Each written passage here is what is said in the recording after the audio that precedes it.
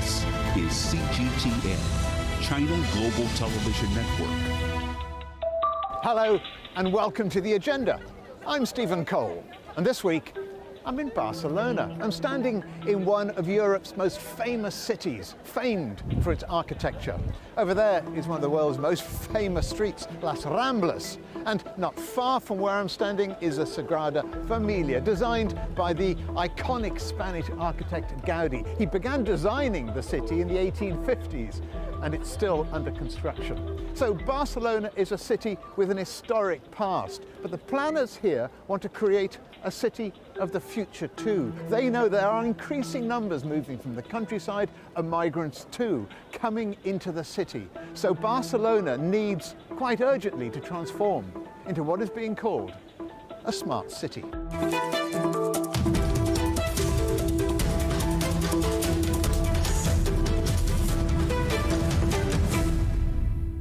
More than half the world's 7.7 billion people now live in a city, and that figure is set to double by 2050. And that means more traffic, more energy and water consumption, more rubbish, more sewage. Smart cities are designed to solve those problems, creating a livable city that can essentially think for itself. They work by placing thousands of sensors across a city that can collect millions of pieces of data about us and our surroundings, giving everything in our daily lives a digital shadow, which can be analysed and used to make our world completely interconnected and thereby, hopefully, more efficient. And that can be anything from traffic control to letting us know when a parking space becomes free, only lighting streetlights when someone is near them to monitor pollution levels, or only watering public green spaces when sensors tell us they're too dry. It all seems like the perfect way to make sure city life proceeds smoothly, and according to one study, should make each of them 30% more energy efficient in the next 20 years, and generate more than $20 trillion in economic benefits in the next decade.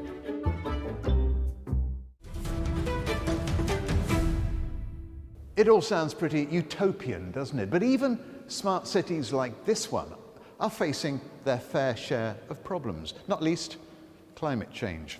At the end of January, Barcelona declared a state of climate emergency. The aim is to slash its emissions by 50% by 2030.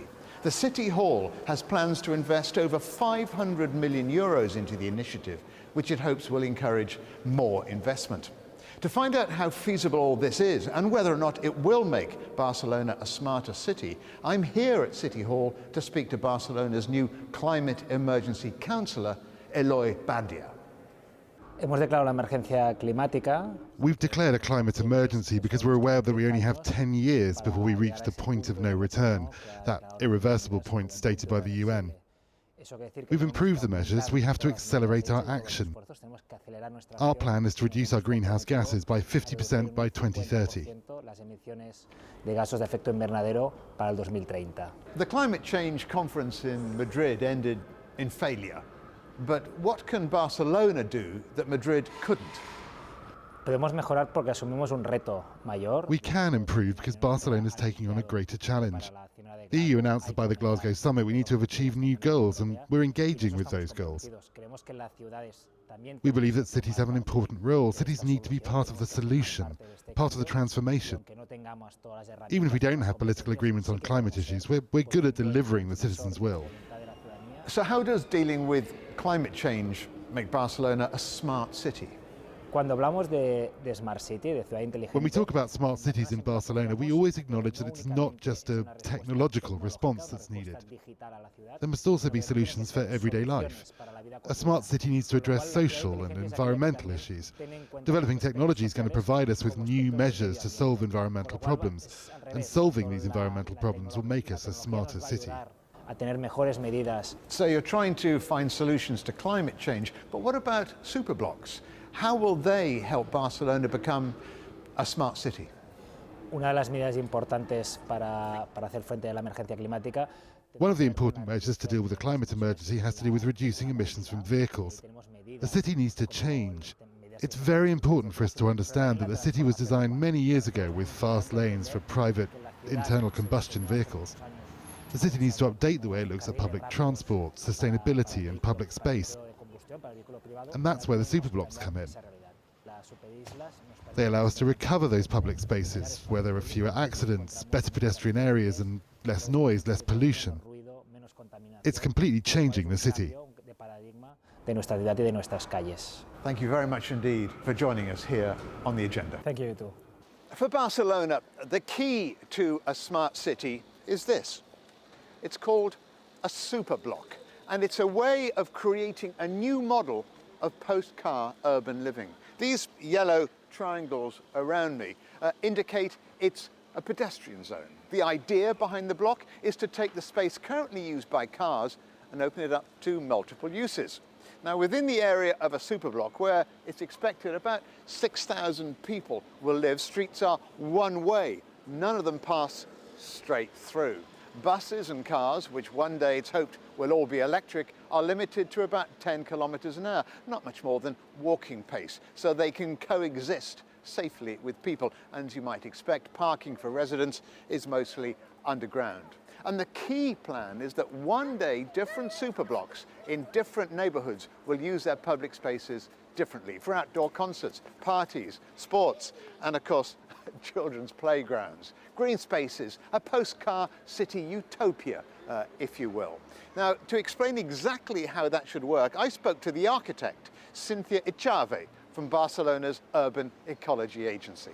We're in a restaurant in the middle of a superblock.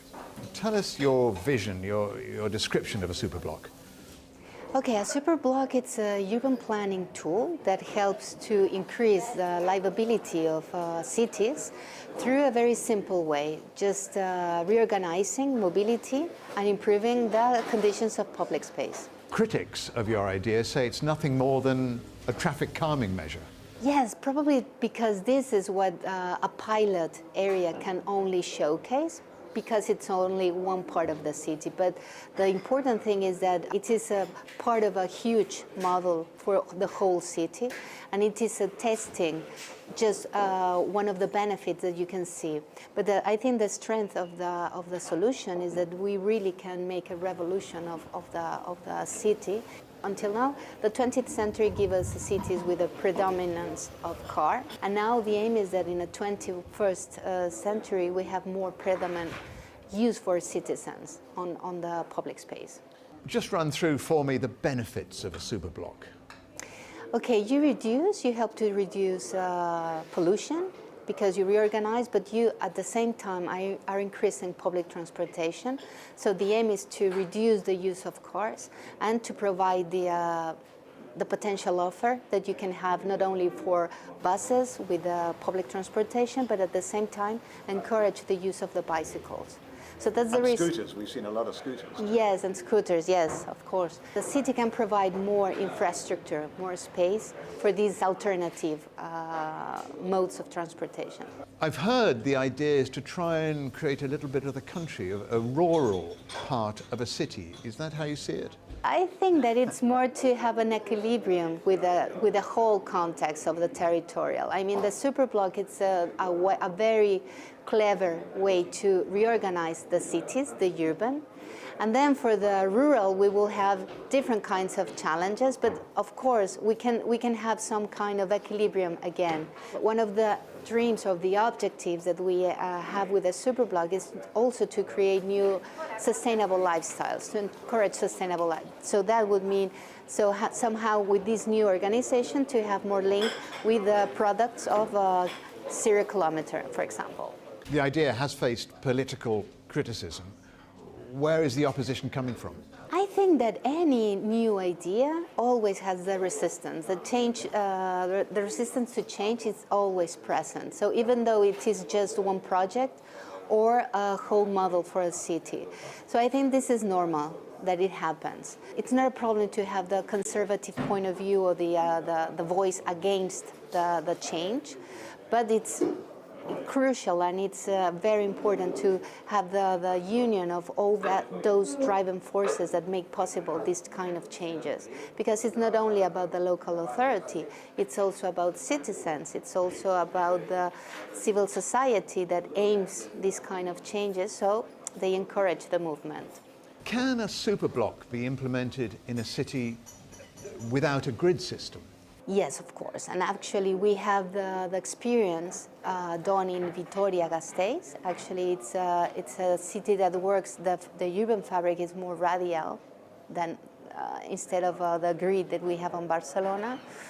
And it works because it's much more a matter of how you reorganize, again, the mobility, and how you create a specific critical mass of activity and population. How you encourage to have a certain critical mass.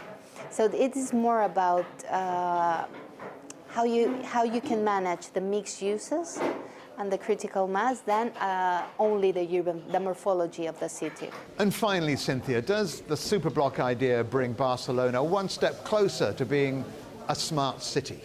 Yes, of course, and especially because it takes into account the human dimension of the city. Thank you, Cynthia, very much for joining us on The Agenda.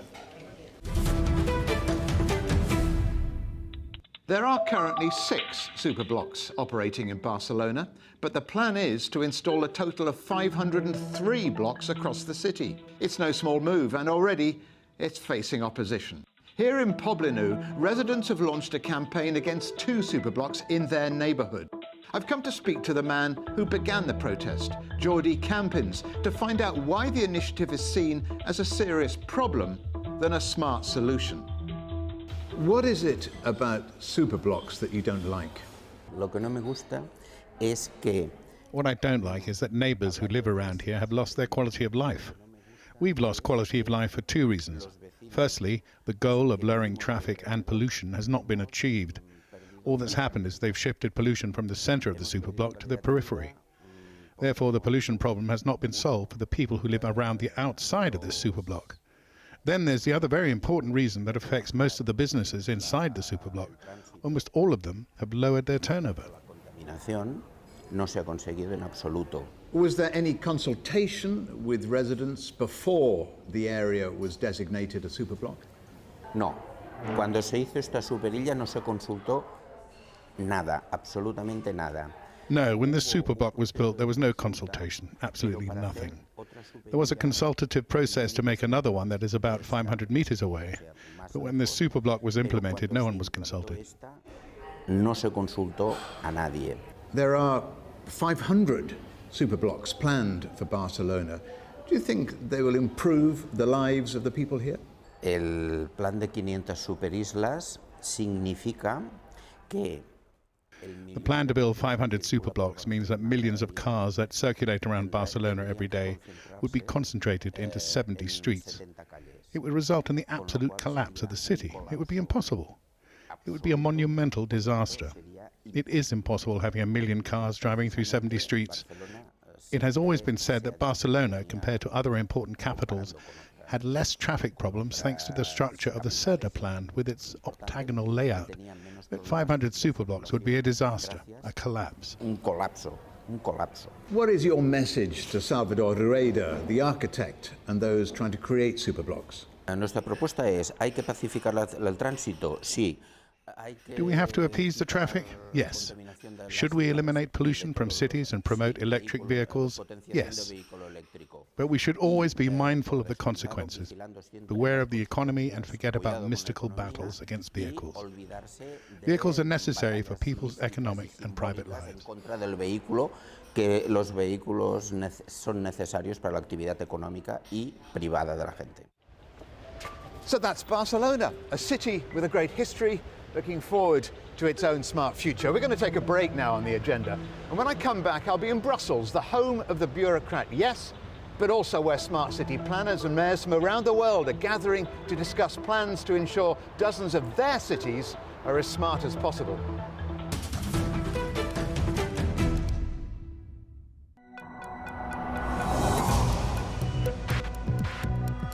Each day, there are millions of stories. Each one can open new perspectives, new possibilities. Wherever you look, we are there. To see, discover, explore. We put the pieces together to find what really matters to you. All around the world, all around the clock. our reporters are at home across the globe. From our headquarters in Beijing and production centers in Washington, Nairobi, and London, China Global Television Network. Stories from across the globe, reaching people across the globe. CGTN. See the difference. On the agenda with me, Stephen Cole, we look up into space. We look down into data. We look at debt. We look at politics. We look at opioids, climate change. We look at all the issues that really matter around the world. But you matter too. We want to tell the stories you want to see and hear about. Make it your agenda.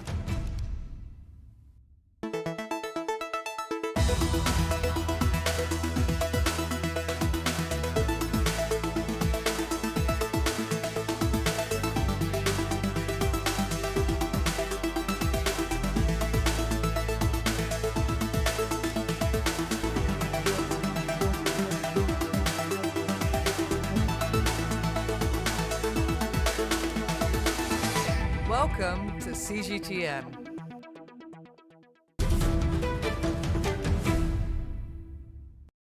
Welcome back to the agenda with me, Stephen Cole. 800 miles north of Barcelona lies the Kingdom of Belgium, perhaps best known for its capital, Brussels, home of the European Union and the North Atlantic Treaty Organization. It's famous for its beer, its cobbled streets, and some modern architecture. Quite a contrasting location then for this year's Connected Smart Cities and Communities Conference. And I've come to meet Eurocity's Secretary-General Annalisa Boni and the Mayor of Turku, Minna Ave, to find out why transitioning to smart city status is a very smart move. I'm going to start with you, if I may, Annalisa. What have you been talking about at this conference? What's the point of it? The point is to clarify and to stress what you actually said before, the power of cities. The power of cities in making, in this case, Europe, and in giving Europe a better future. What do I mean by that? The potential of cities in terms of, improving the life of citizens in many ways, in terms of health, in terms of inclusion, in terms of economic prosperity, in terms of participation, is huge. And what we do and what I've been saying is that the European Union, with all its policies, many of which are binding and important, has to recognize that and has to work with mayors, for instance, listen to them, work with them, engage with them to actually make EU policies much more meaningful, impactful for the citizens of Europe. It's the place also where technological solutions are developed and tested.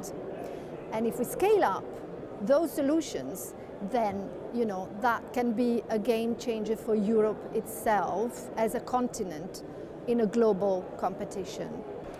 Well, Annalisa, alongside you is a mayor. And so, as a mayor, what is your view of a smart city? What are you trying to achieve? Well, cities are tackling with very wicked problems at the moment everywhere. And in order to find solutions, there are many ways to do that. And smart city, wise city, as we also say in Turku, are offering those solutions in many ways. And that means that, of course, using the data and the possibilities of technology today and the technology development, we can offer new kind of services. We can follow what people are doing, what our citizens are doing. We can measure things we have never ever been able to measure before and use them to increase the well-being of our citizens. And that's very important. In the end of the day, the cities are for their citizens. And you mentioned data there. There's going to be an awful lot more data which you're going to get from people who live in cities. Who's going to own that data? In Turku, and what I think, it should be owned by the people themselves. So it would be easy to give the allowance to use the data for their own well-being and collect and offer them services in different way. We have now in cities been normally doing so that we offer services when somebody is coming to ask them. But maybe in the future we can offer services when we realize that somebody is going to need them beforehand. And that's what the technology and AI and all the data collection enables in the future. Are cities ready to become smart, or are we talking about a long way off? I would say that cities are actually even going further than smart cities. Smart cities is becoming a sort of old concept, if I may, because... Already, because first of all, it's about having a view of smart cities that goes beyond the technology as an end in itself, but that smart cities is really more about smart citizens and building a city that is for citizens. Other cities are doing, for instance, the city of the people, because at the end of the day, the point is to build a city that is good for the quality of life of citizens, that is good for them, that is respectful, that is creating decent work, that is, making sure that the digital transformation benefits them. What's the biggest lesson you've learned in trying to transform your city and that other cities could learn from Turku or Eurocities? That everything should be as transparent as possible. For example, if we are working quite a lot with the climate actions. So what is for the citizen? It's a cleaner air, greener forest. You can see that there is no any more coal burned in the energy plants and so on. So you have to explain why it's important. It's not only about talking about some. So you have to educate citizens as well as educate ourselves maybe in order to speak clearly and include them to work together, but also to try to find those citizens who are not having the loudest voice, so because we have a lot of citizens who are not so active. There are many reasons for that why they would not be. It's all about social cohesion as well. So we need to hear also those voices which are not very loud normally. Okay, well, Minna Ave, we heard your voice loud and clear, and Annalisa Boni, we heard your voice as well. Thank you. We've been to two smart cities, Barcelona and Brussels, and we're now back in the agenda's own smart city, London. Behind me is the world-famous Design Museum, where I've come to speak to Dejan Sujic. Dejan is a Londoner, an architect and author. His books include The Language of Cities, The 100-Mile City and The Edifice Complex. But despite all of that, Dejan has his doubts about the future of making cities smarter. Well, for its evangelists, a smart city, so-called, is like a gigantic brain, a computer in which everything is connected to everything else and all problems magically vanish. Well, to me, that misses out the people factor hugely. Less ambitiously, a smart city can be doing lots of things in clever, nifty ways that add up to making things more doable. So when London adopted the idea of congestion charging, ringing London with number plate recognition cameras and a very elaborate charging system, it actually had the effect of calming traffic and setting something in train which has actually made the city a better place. Of course, that technology, number plate recognition, can be used in all sorts of ways. And like so many digital technologies, what starts off as a utopian dream, social media was going to change the world for the better, becomes something else quite quickly. And are you referring there to the use of data and the compilation of data about people's lives and how it's used? When you combine digital banking on your smartphone with facial recognition systems and AI, you're in a situation where you can get fined for crossing the road against a red light, and it's gone from your wallet before you even knew it had happened. Now, that might make us all more law-abiding, but does it actually make it a pleasanter city to live in? Do I detect a degree of skepticism about the idea of smart cities? I think that skepticism is always a healthy thing for looking at the way that the world is going. It's been in the hands so far of its enthusiasts, its evangelists, people who are actually in the business of persuading mayors to buy complex bits of kit.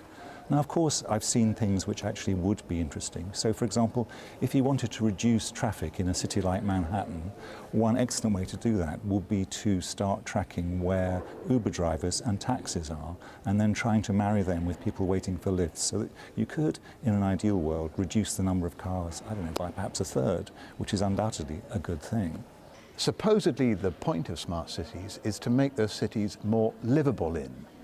But at the moment it seems to be all about data and about the Internet of Things. More livable or more controllable? You think more controllable? Well, for some users I think it is, yes. It's that sense of predicting behaviours and then adjusting things to that, whether for positive reasons or negative ones.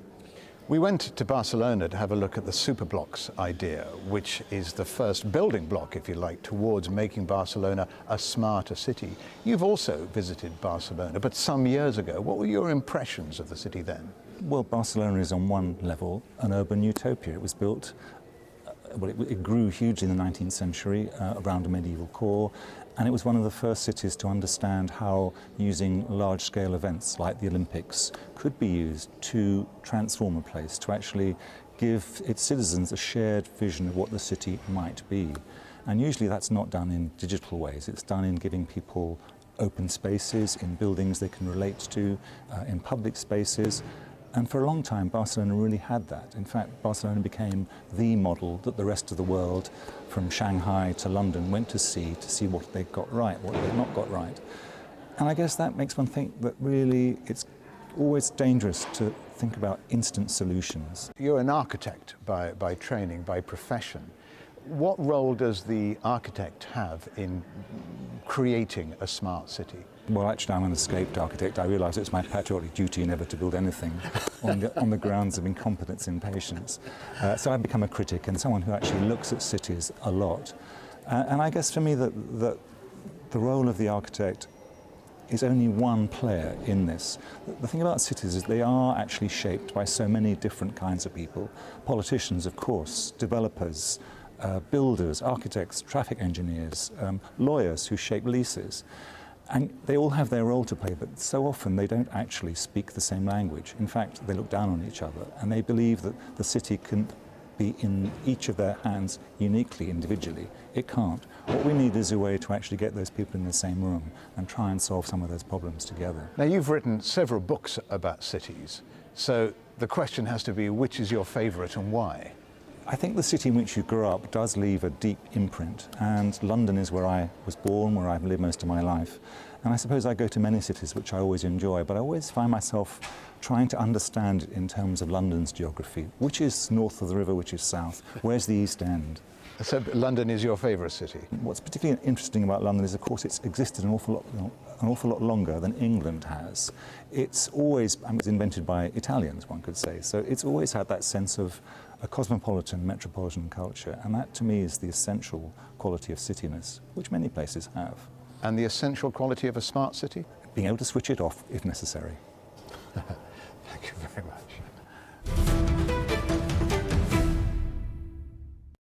Well, that's the view of a smart city skeptic. He believes that the things that make cities smart make them perhaps less human. And the best thing about a smart city is knowing when to hit the off button. But according to smart city architects, the future is an urban one. And in just under 5 years' time, 600 cities around the world will be generating 60% of the world's GDP. And that's why so many of them are trying to make the transformation into so-called smart cities. Barcelona and Brussels are both good examples. And just like here in London, people want to take back control. They want to focus on better traffic management, waste removal, and more open spaces, cleaner air, street lighting, faster connections, all using the Internet of Things. Architects, builders, and visionaries, even some politicians, are trying to meet that future head on. But if they are to be successful, they'll need to talk more to the people who live in the cities before they start to design and shape the future of the places those people call home. Well, coming up on a future agenda, it's a man against machine. Who is going to win the future of artificial intelligence, robots or humans? Don't forget, for more agenda content, you can visit our website or you can follow us on Twitter and Facebook. But for now, from me, Stephen Cole, and all the Agenda team in London, it's goodbye.